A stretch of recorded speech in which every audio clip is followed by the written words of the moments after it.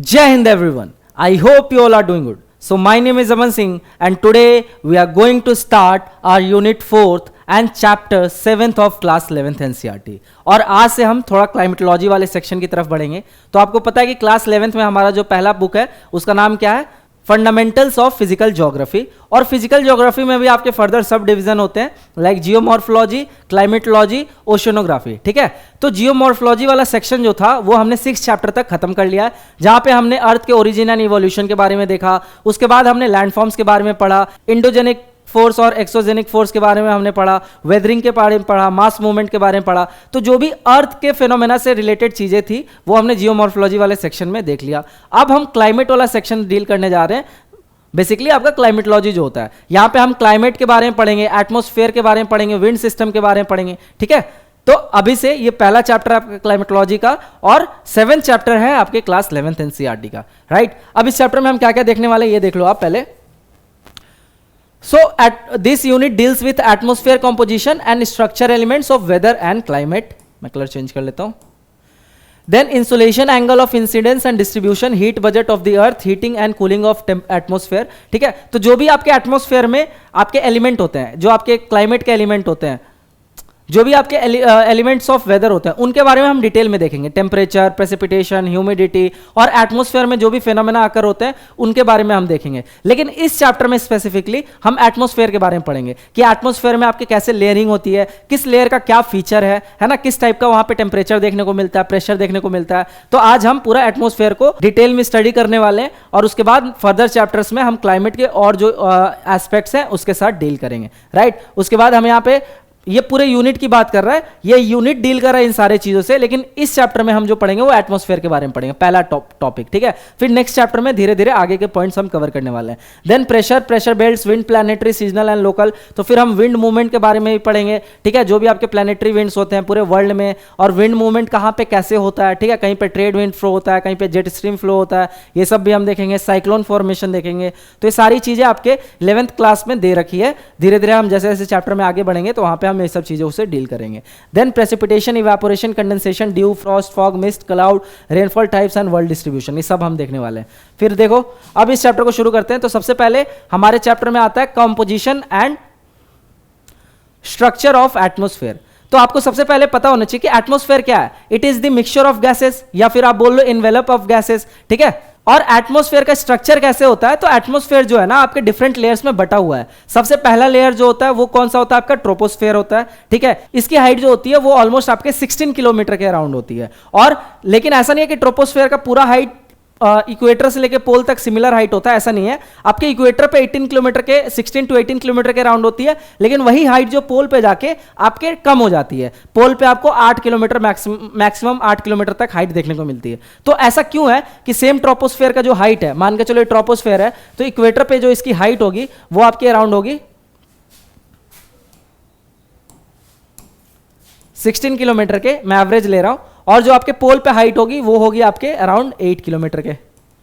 तो ऐसा sharp decline देखने को क्यों मिल रहा है. तो आपको पता होना चाहिए क्योंकि पोल पे ग्रेविटी ज्यादा होती है. ठीक है, इसीलिए आपके पोल पे जो ट्रोपोस्फेयर का जो थिकनेस है वो कम मिलेगा. तभी तो आपके ये प्रीलिम्स में क्वेश्चन भी आ रखा है इस टॉपिक से, इस कॉन्सेप्ट से, है ना, कि जो आपको एटमॉस्फेयर का थिकनेस होता है वो आपके इक्वेटर पे ज्यादा होता है, आपके पोल पे कम होता है. उसके 2 कारण है. पहला कारण है कि इक्वेटर पे आपके कन्वेक्शन करंट होता है. ठीक है, क्योंकि वहां पे इंसुलेशन ज्यादा पड़ता है, इसलिए वहां पे एटमॉस्फेयर की जो थिकनेस होती है वो ज्यादा होती है. वहीं पे अगर आप पोल पे देखते हो तो पोल पे क्योंकि आपका इंसुलेशन कम होता है, ठीक है, कम आपका कन्वेक्शनल करंट प्रेजेंट रहते हैं, तो इसके वजह से वहां पे थिकनेस कम होती है. जो दूसरा कारण है वो ग्रेविटी का. तो इक्वेटर पे क्योंकि ग्रेविटी कम है इसके वजह से भी इक्वेटर पे जो आपका थिकनेस होता है वो ज्यादा होता है और पोल पे थिकनेस आपके कम होता है. समझ आया इतना. ठीक है, उसके बाद देखो while humans can survive for some time without food and water. तो ह्यूमन बीइंग तो फूड और वाटर के बिना कुछ दिन तक तो जिंदा रह सकते हैं, लेकिन एक बार को सिचुएशन इमेजिन करो कि एटमॉस्फेयर हटा दिया जाए तो आप जीवित रह ही नहीं सकते, 1 मिनट के लिए भी जिंदा नहीं रह सकते, है ना. मतलब आपको कंटिन्यूअस ऑक्सीजन का सप्लाई चाहिए ही.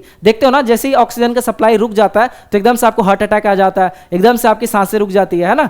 तो ये एकदम से जान ले लेगा अगर एटमॉस्फेयर या एयर आपके प्रेजेंट नहीं है. राइट, तो एयर के बिना हम 1 मिनट भी नहीं जीवित रह सकते हैं। हालांकि फूड और वाटर के बिना आप जिंदा रह सकते हो कुछ समय के लिए। Then the atmosphere is a mixture of different gases that completely envelops the earth. तो आपके एटमॉस्फेयर क्या है? मिक्सचर ऑफ डिफरेंट गैसेस है जो कि अर्थ को प्रोटेक्ट करता है आपके सन रेज से। डायरेक्ट जो अल्ट्रावायोलेट रेज आते हैं और भी जो वेरियस रेडिएशन आते हैं एटमॉस्फेयर से, उससे आपके अर्थ को प्रोटेक्ट करता है। मतलब it acts as a envelope of earth. समझ आया?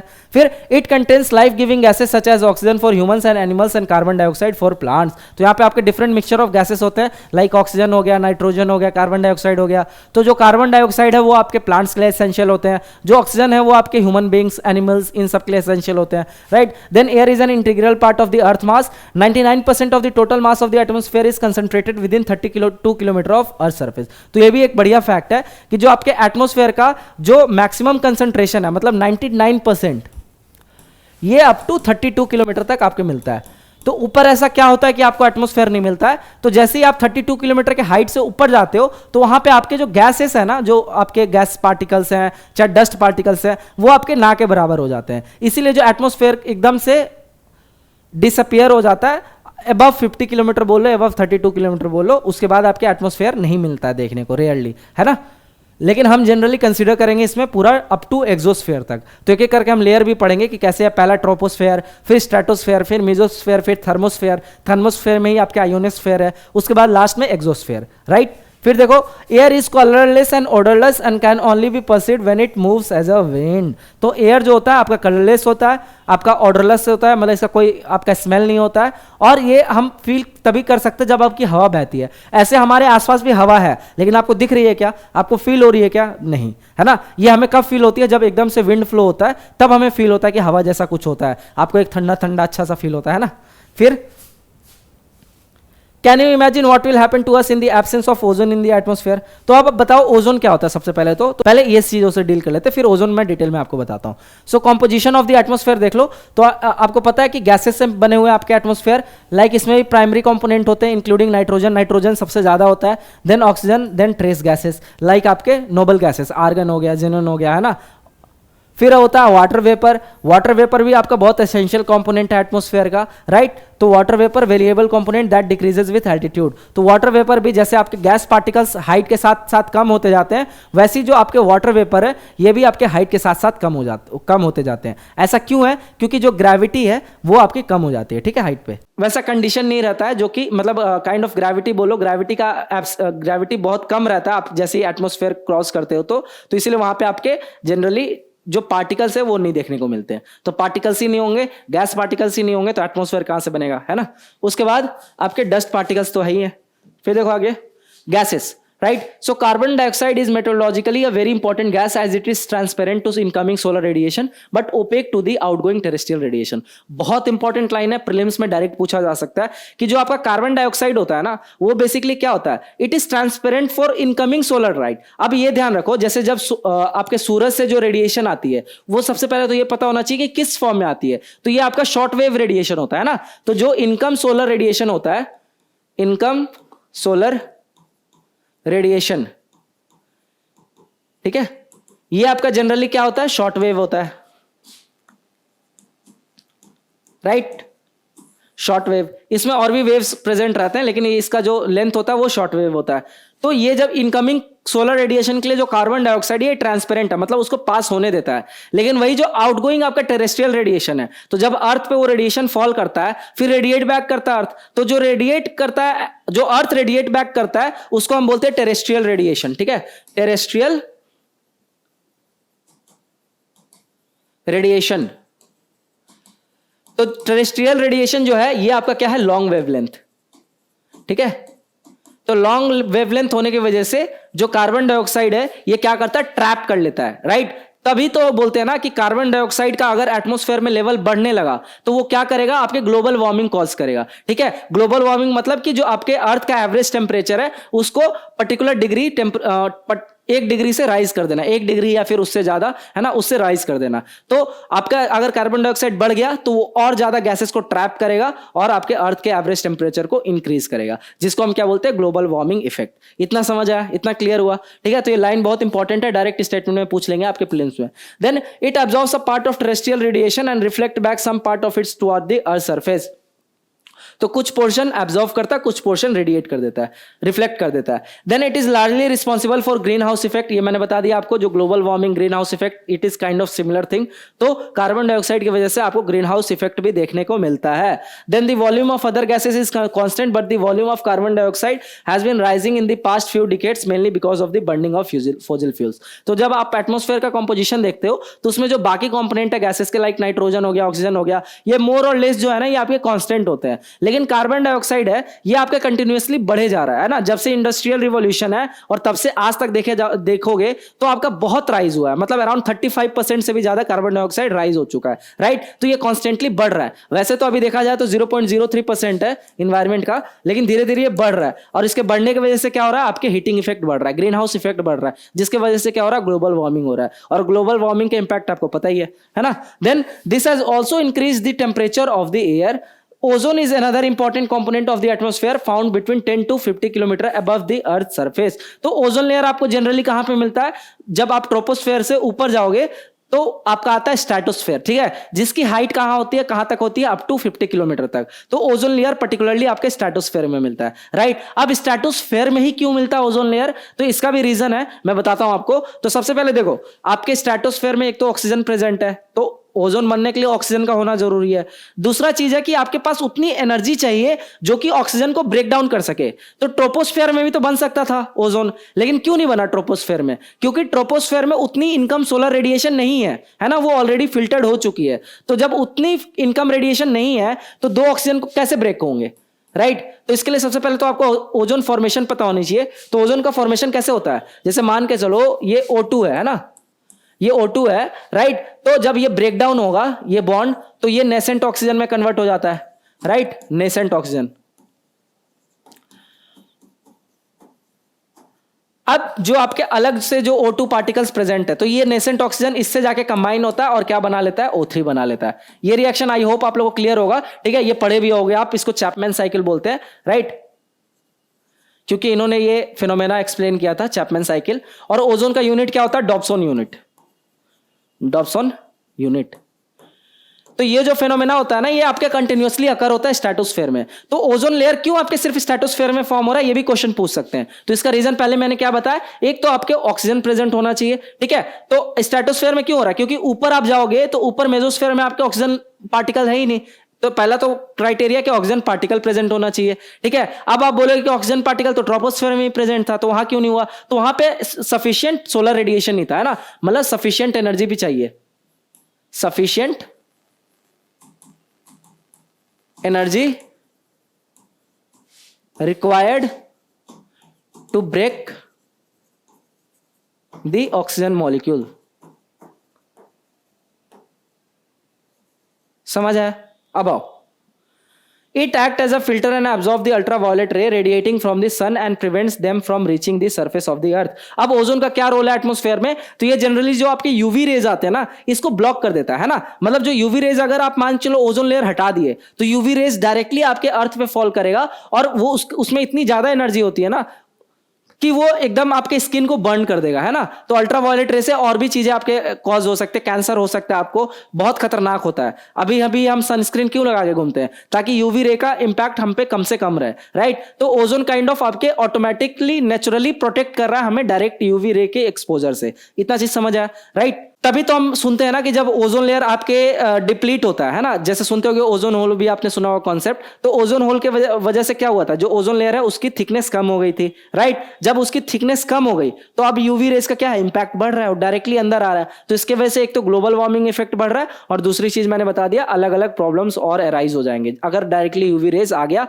अर्थ के एटमोस्फेयर में एंटर कर गया. तो इतना समझ आया. फिर देखो आगे, वाटर वेपर, ठीक है. वाटर वेपर मैंने क्या बताया, जैसे जैसे आप हायर एल्टीट्यूड में जाते हो तो वाटर वेपर क्या होता है, कम होते जाता है. तो कोई भी गैसेस है हाई एल्टीट्यूड में आपके खत्म हो जाएंगे, कम हो जाएंगे. Water vapour is a variable gas in the atmosphere, it decreases with altitude. Warm and wet tropics it may account for 4% of air by volume. In the dry and cold area, desert and polar region, it may be less than 1% of the air.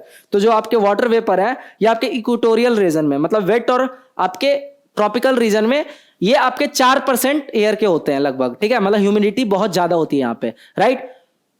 इसका reason क्या है? क्योंकि यहाँ पे insulation ज्यादा है, insulation की वजह से वाटर वेपर आपके एटमॉस्फेयर में प्रेजेंट रहते हैं। लेकिन वही जब आप पोलर रीजन में जाओगे या टेम्परेट रीजन में जाओगे तो वहां पे less than 1% water vapour present रहते हैं पूरे एटमॉस्फेयर के, ठीक है। Then water vapour also decreases from the equator towards the pole. और ये भी लाइन इंपॉर्टेंट है, ये भी ध्यान रख लेना कि इक्वेटर से आपके पोल पे वाटर वेपर क्या हो रहा है? डिक्रीज हो रहा है। क्यों डिक्रीज हो रहा है? एक तो इक्वेटोरियल पे आपके इंसुलेशन ज्यादा है, दूसरा वाटर का सोर्सेज भी प्रेजेंट है।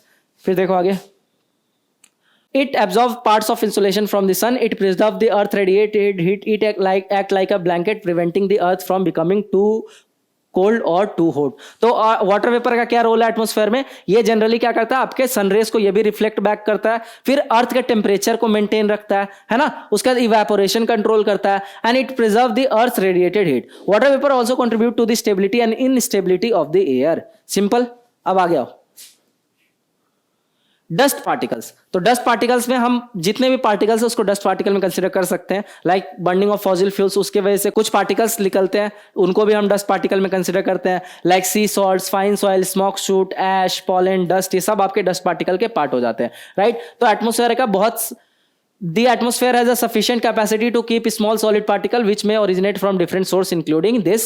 Dust particles are generally concentrated in the lower layer of atmosphere, though conventional air current may transport them to greater heights. तो डस्ट पार्टिकल वैसे तो आपके एटमॉस्फेयर के लोअर लेयर में ही प्रेजेंट रहते हैं, लेकिन कन्वेक्शनल करंट कभी कभार उनको थोड़ी हाइट पे भी लेके चले जाते हैं, वही लिखा हुआ है, ठीक है। फिर उसके बाद देखो सबसे इंपॉर्टेंट इसका फीचर है, dust and salt particle act as a hygroscopic nuclei. तो बहुत इंपॉर्टेंट टर्म है hygroscopic nuclei.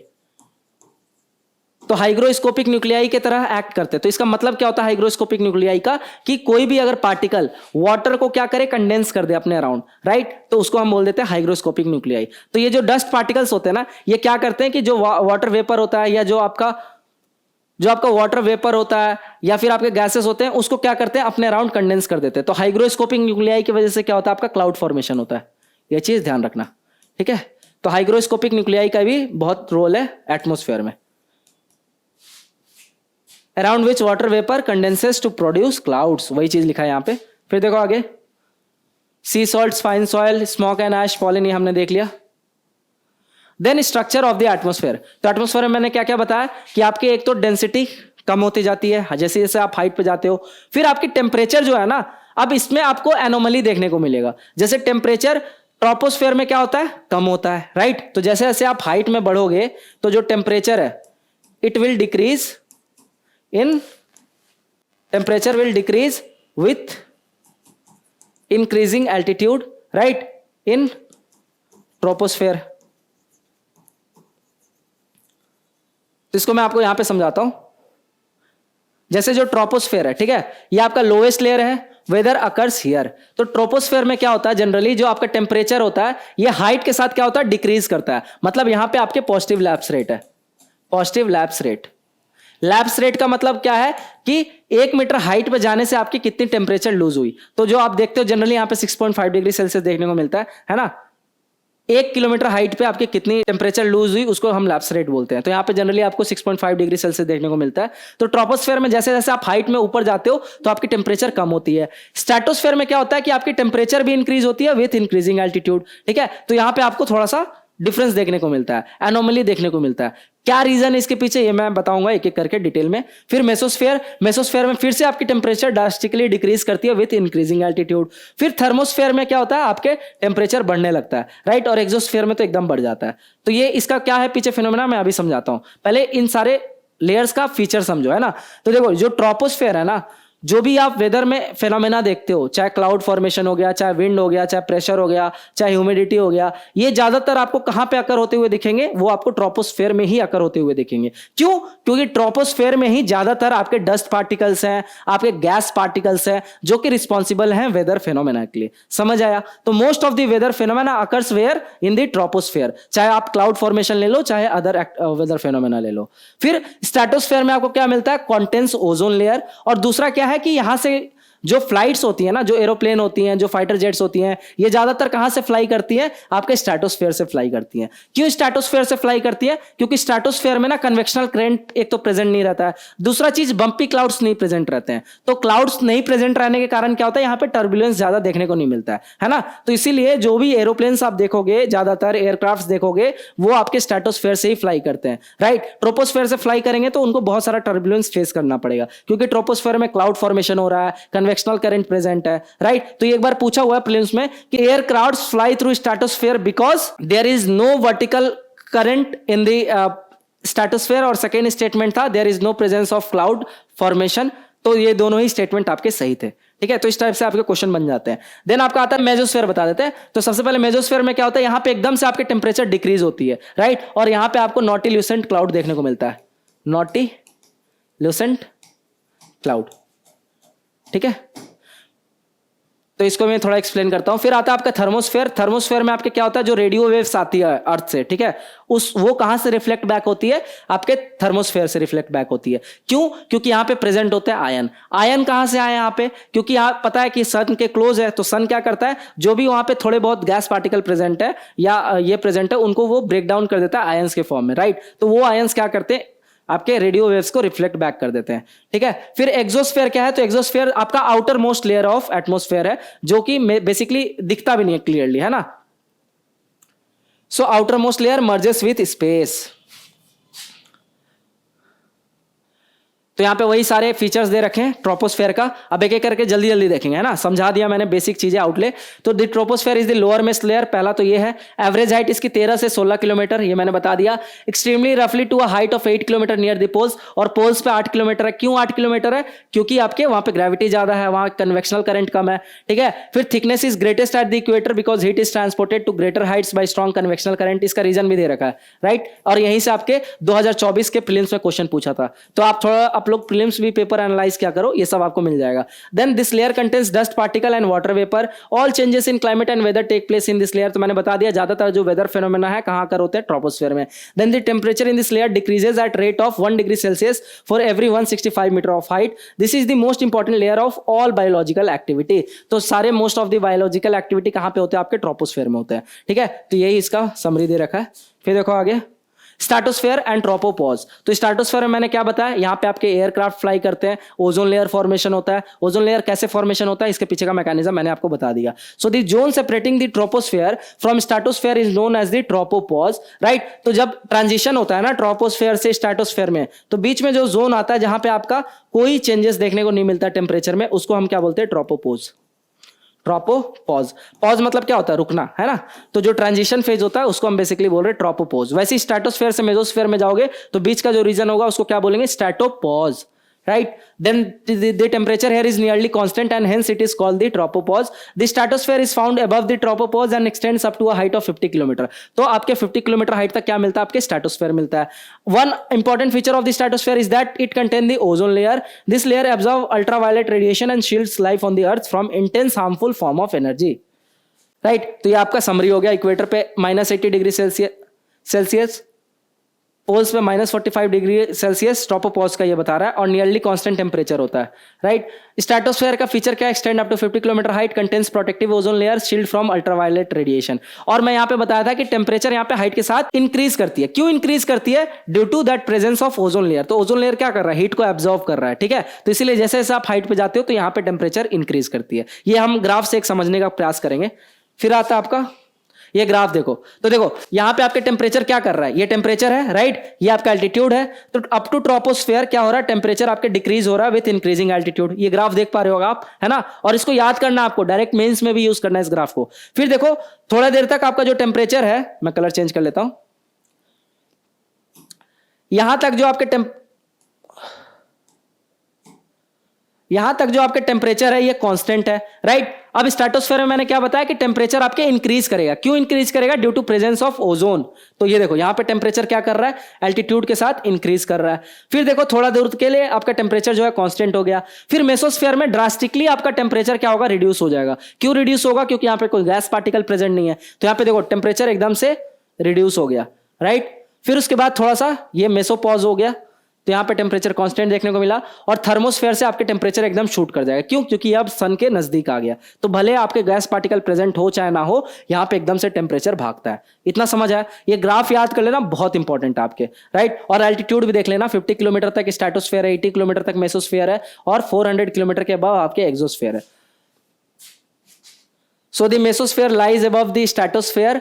These extend up to a height of 80 km. In this layer, temperature decreases with increasing altitude, reaching up to -100 at 80 km. The upper limit of mesosphere is known as the mesopause. The ionosphere is located between 80 to 400 km above the mesopause. तो mesopause के ऊपर आपके thermosphere exist करता है, जिसको हम ionosphere भी बोलते हैं, और यहीं से आपके रेडियो वेव जो है वो आपके रिफ्लेक्ट बैक करता है, ठीक है। So it contains electrically charge particles known as ions. Radio wave transmission from the earth are reflected back by this layer. Temperature in the ionosphere start increasing with height. The uppermost layer of the atmosphere above the thermosphere is known as the exosphere. तो exosphere क्या हो गया? आपका uppermost layer हो गया, right? This is the highest layer but very little known about it. Content in the exosphere are extremely rarefied. तो exosphere में आपको atmosphere खत्म होते हुए दिखता है, right? अब हम स्पेस के साथ मर्ज कर जाते हैं, तो ये चीज ध्यान रखना। फिर देखो, all layers of the atmosphere influence us, geographer are concerned with the first two layer of the atmosphere.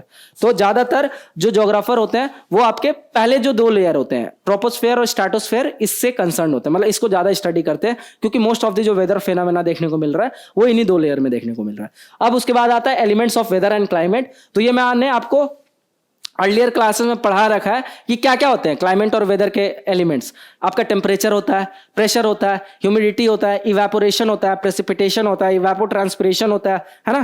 तो ये सारे आपके क्या हो गए? एलिमेंट ऑफ वेदर और क्लाइमेट। तो वही चीज यहां पे दे रखा है। The main element of atmosphere which are subject to change and which influence human line of earth are temperature, pressure, winds, humidity, clouds and precipitation. These elements have been dealt in chapters 8, 9 and 10. तो अब next chapter जो आने वाले हैं 8, 9, 10, वहां पे हम इन सारे एलिमेंट्स को डिटेल में डिस्कस करने वाले हैं। तो आई होप आप लोग को यहां तक चैप्टर समझ आया होगा, ठीक है। एटमॉस्फेयर के बारे में मैंने आपको लेयर के बारे में डिटेल में बता दिया, जितना आपको बताना था, जितना 11th में गिवन था, और मैंने ये भी बता दिया कहां से आपके प्रीलिम्स के सवाल ऑलरेडी पूछे जा चुके हैं। तो इस अकेले के चैप्टर से ना प्रीवियसली आपके 10 सालों में, पिछले 10 सालों में 3 से 4 क्वेश्चन पूछे गए, तो समझ सकते हो इस चैप्टर का इंपॉर्टेंस। तो एक बार दोबारा गो थ्रू कर लेना इस वीडियो के बाद, और शॉर्ट नोट से रिवाइज कर लेना, ठीक है। चाहो तो माइंड मैप से रिवाइज कर सकते हो, जो हम आपको इस कोर्स में प्रोवाइड कर रहे हैं। तो आज की क्लास के लिए इतना ही, मिलते हैं नेक्स्ट क्लास में, और इन सारे टॉपिक्स को हम 8, 9, 10 चैप्टर में ग्रेट डिटेल में देखेंगे। So thank you and all the best for today. जय हिंद।